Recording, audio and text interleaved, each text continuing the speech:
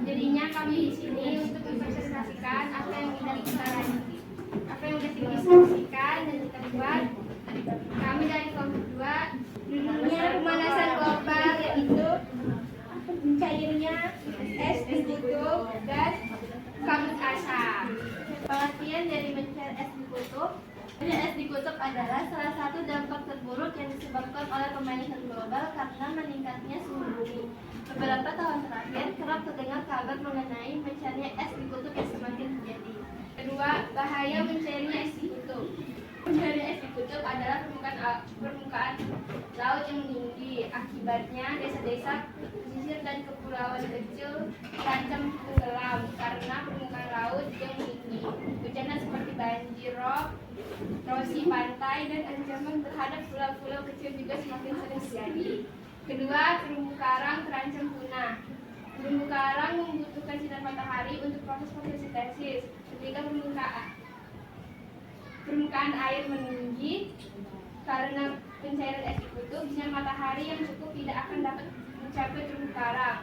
Situasi ini akan membuat terumbu karang kesulitan berfotosintesis dan mungkin akan mengancam kehidupannya dalam jangka panjang. Dampak mencairnya es di kutub, pertama, kerusakan lingkungan dan ekosistem. Selain mengancam satwa, mencairnya es di kutub juga berpotensi merusak ekosistem yang sensitif di wilayah tersebut. Ini termasuk kehilangan zona perairan es, alga, krustasea, dan organisme lain yang hidup di bawah es. Yang kedua, habitat satwa liar terancam hilang. Es di Arktik mencair. Mencairnya es kutub berdampak besar pada satwa-satwa yang ada di sana seperti beruang kutub, anjing laut, penguin, dan spesies lainnya. Banyak spesies ini bergantung pada es untuk mencari makan, berlindung, dan berkembang biak.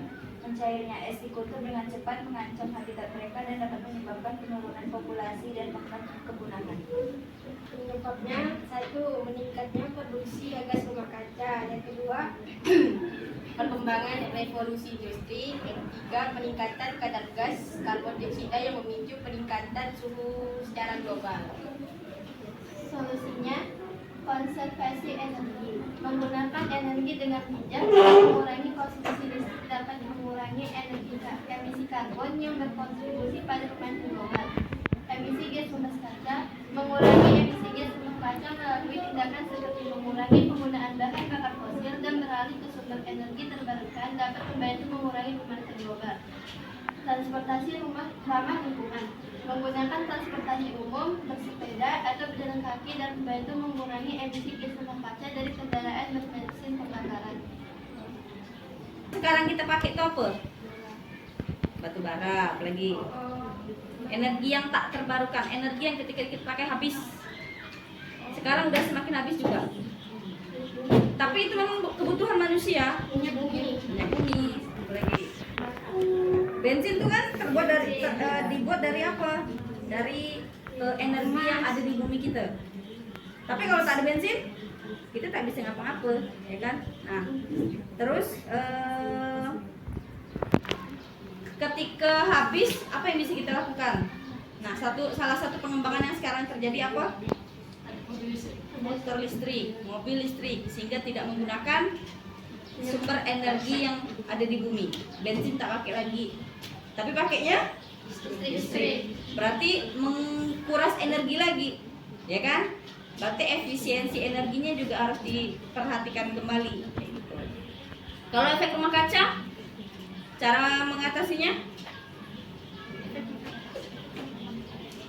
Ini tidak memakai peralatan yang sekiranya membuat gas rumah kaca. Apa contohnya? AC, kulkas. Ya, oke. Kalau kita nih pakai nasi, kita menjadi salah satu penyebab sebenarnya, tapi kita tidak bisa berbuat apa-apa. Oke, prinsip kimia hijaunya apa? Terakhir, Gunakan bahan baku yang terbarukan. iya, satu lagi.